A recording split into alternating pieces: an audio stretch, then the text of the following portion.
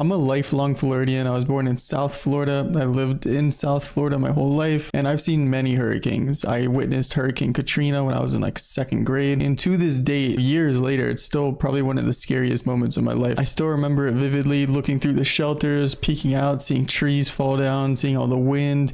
Luckily, my neighborhood at the time didn't get hit hard. There was neighborhoods in the area that were completely destroyed, mobile home parks that were completely destroyed. I remember driving around days later and seeing all the stoplights on the ground and just trees everywhere, just the destruction that it caused. Something you can't really forget when you witness that, especially at such a young age. Last week we had Hurricane Helene hit a lot of states, notably including Florida, North and South Carolina, Georgia, Tennessee, and Virginia. And I wasn't originally going to make a video on this. This isn't something that I'm making videos about weather and hurricanes. As I see the damage that this has caused, and after seeing the response of the government, seeing the lack of media coverage, seeing what the looming insurance issues that people are going to face coming soon with climate issues and insurance companies not wanting to insure more vulnerable states, I think it's something that I need to talk about because this isn't really something that's being spoken about enough. And I hope I can maybe shed a new light on it that you haven't heard before, or emphasize points that are important that aren't being discussed. And so far, as of uploading this video, there's over 175 people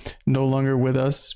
There's over 500 miles of destruction and still hundreds and hundreds of people unaccounted for, including areas of North Carolina that have really been affected by flooding. And North Carolina has experienced the highest toll of 92 people of the 175, and many of those include volunteer firefighters, which is not easy to read at all.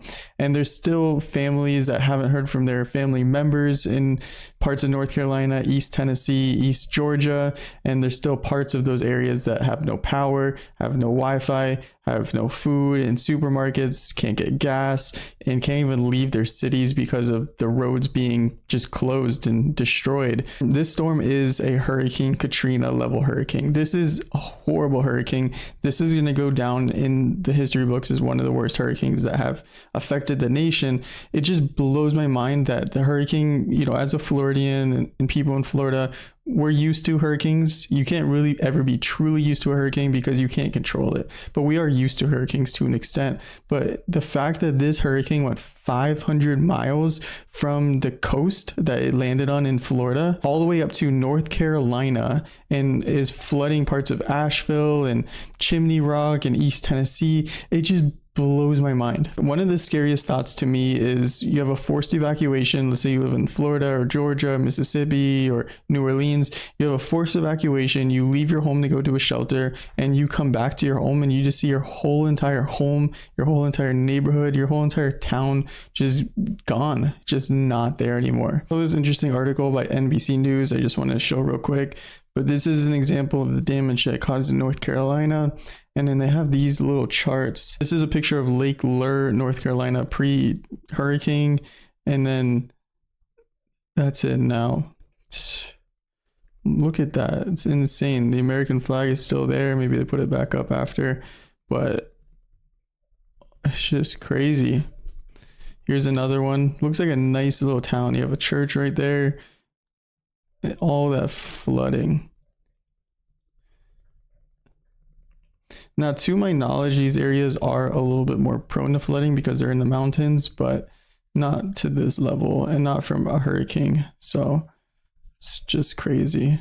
Here's another one, little downtown area. There's the church again. So you see the church and all the wires down. This is going to take so long to fix. And then this one is insane. This is what the river looks like around the town. And you can see what it looks like now of just that sewage water. Here's another one near Biltmore Village, Asheville. This is the river here. And this looks like a little highway and farmland or grass.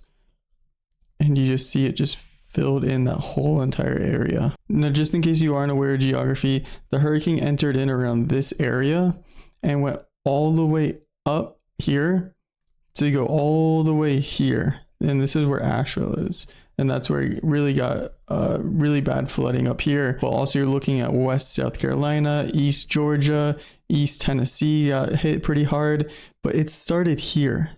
If you see a hurricane entering here, you're not expecting to feel the effects up here. But this area also is not being spoken about a lot because there's towns like this one, Steinhatchee. Looks like a nice little town. I've never been here before. I've probably driven close by, but you know, it's a cute little small town. This is what it looks like now. And this Woof News had a really cool aerial video of it, so shout out to them. But just look at this damage that has been caused. Entire houses destroyed. This house is... Look at that. Another example is a city called Cedar Key over here. And this city is completely destroyed. And this is a small little town, has a little airport. It's a cute little area. It's on the coast. Look how beautiful this is. A little beach motel. This couple right there. And here's a video of what looks like is the same motel or area in Cedar Key. And you could just see the flooding that they experienced. And this whole entire town of Cedar Key is almost wiped out. Like the whole entire town was just destroyed by this hurricane. And then here's a video from YPLG Logo 10 of Cedar Key, and you could just see the destruction that this little town faced. And this is a town that it's not easy to rebuild. A good example of this is a town over here called Mexico Beach.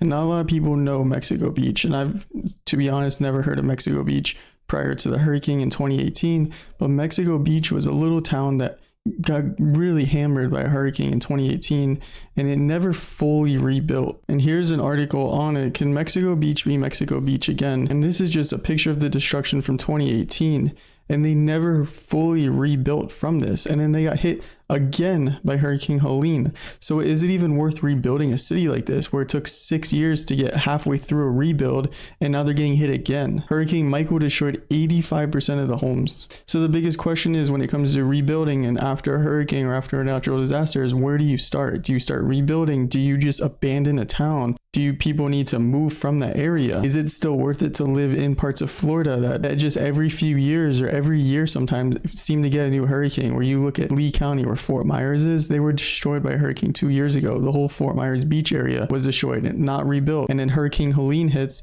and it's now even worse than it was. You can't rely on these insurance companies because they're going to try everything in their power to not insure you, where a lot of people affected by hurricanes didn't have flood insurance. And because of that, they didn't receive their insurance benefits, even though they're paying every month for insurance, expecting if a hurricane did hit, they would receive it. But because they didn't have flood insurance, they didn't. A year ago, Maui was destroyed by a fire. The entire city was burned down. It's devastating to see what happened to it. I still haven't forgotten about that. I think it's one of the saddest things that have happened recently.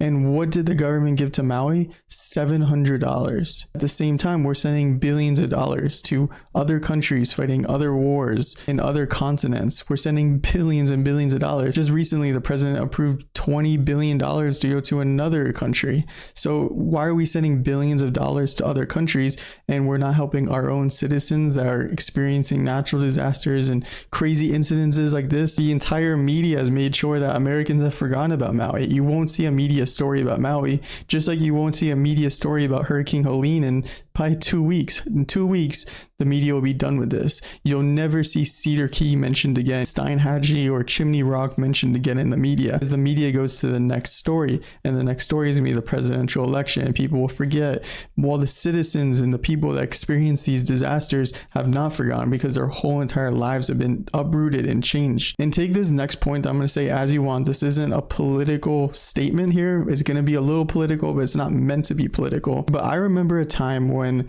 during Hurricane Katrina, George W. Bush received tremendous amount of hate and criticism from the media for his response or lack thereof response to Hurricane Katrina. George W.'s response to Hurricane Katrina was a low point in his presidential career. It just is. But now we have an administration with Biden, and we see his response to Maui. We see his response to Hurricane Ian and Hurricane Michael and now Hurricane Helene, and you won't see any criticism in the media. And why is that? Why are you not seeing criticism in the media? Why are you not seeing criticism for this guy sending billions, $23 billion to a country instead of using that money to help its people? It's just interesting to me. And this isn't a political video. I'm not saying, oh, this is why you can't vote for this person, this is why you need to vote for this person. Just saying it how it is. I just think it's interesting. But to wrap this video up, natural disasters are here to stay.